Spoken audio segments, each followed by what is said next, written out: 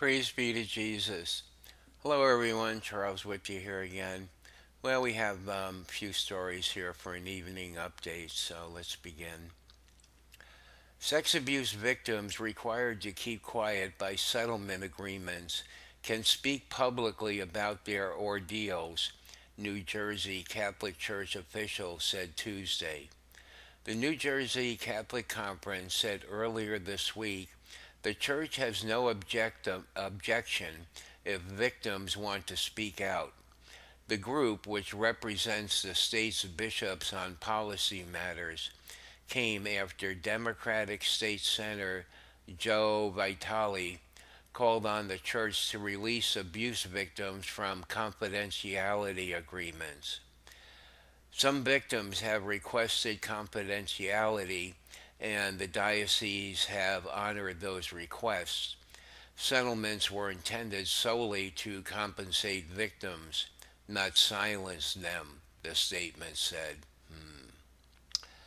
The U.S. Conference of Catholic Bishops has barred such agreements under a 2002 charter unless a victim requests confidentiality, but the New Jersey Conference is waiving any confidentiality requirement predating those rules.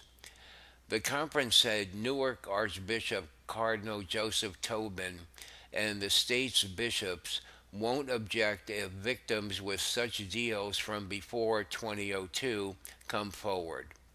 It's unclear how many agreements were made before and after the 2002 charter. The conference said it does not have that information.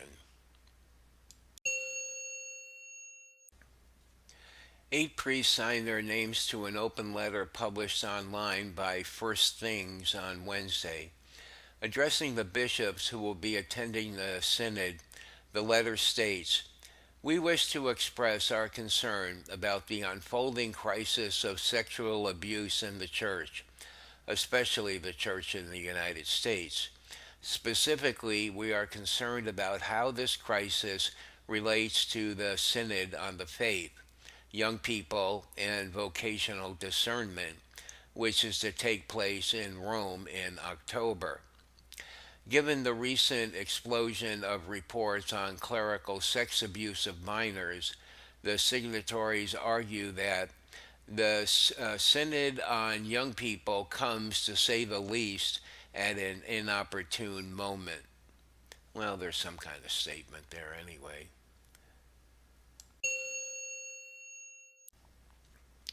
U2 frontman Bono, who visited the Pope Francis today. Pope Francis has time for him. um, Let me start again. U2 frontman Bono described Pope Francis as being aghast about sexual abuse in the Catholic Church. The Irish singer met privately with Francis on Wednesday at the Vatican Hotel where the Pope lives to discuss themes including the wild beast that is capitalism and sustainable development. Well, I would say you can tell much about a person by the company they keep. Bono supports abortion rights, so. Pope Francis is no longer hiding his strategy for manipulating the outcome of the Youth Synod. In addition to the delegates elected by the world's Episcopal conferences, the upcoming Synod on Youth has been given 39 special delegates appointed directly by Pope Francis. This list includes several of his close allies in the hierarchy: Cardinal Marx, Cardinal Kupich, Cardinal Tobin, Father Spadaro, and Archbishop Paglia.